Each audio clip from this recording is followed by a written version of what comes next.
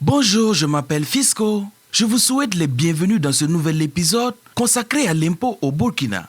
Aujourd'hui, nous allons parler du contrôle de l'impôt. Que devons-nous comprendre par contrôle de l'impôt ou contrôle fiscal? Pour s'assurer que le contribuable déclare effectivement ce qu'il gagne et qu'il reverse les sommes dues à l'État, les agents du service des impôts procèdent à un contrôle de la comptabilité et des documents financiers des entreprises ou personnes physiques. Imaginons que M. Sawadogo tient une entreprise de bâtiments et travaux publics ADTG et produit un chiffre d'affaires de 500 millions de francs CFA. ADTG est donc soumis au régime réel normal d'imposition RNI. L'administration peut procéder de 3 façons pour vérifier ses états financiers. Le contrôle formel est sur 2 pièces, 2 façons différentes de faire le contrôle.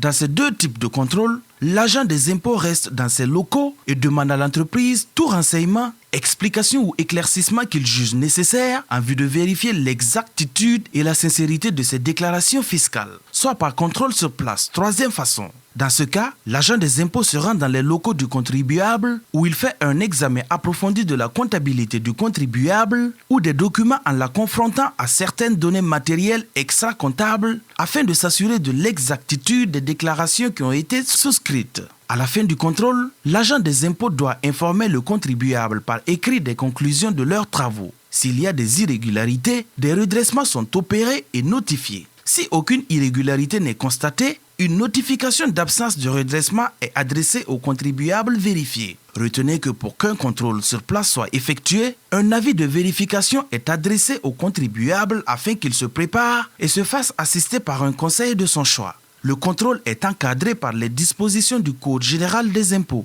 Dans notre prochain numéro, nous parlerons des garanties accordées aux contribuables dans le cadre des recours gracieux et contentieux. Pour toutes vos questions, écrivez-moi à l'adresse mail suivante dgifaso@gmail.com. N'oubliez pas que payer ses impôts régulièrement, c'est participer à l'avancement de notre bien commun à tous, le Burkina Faso. Au revoir.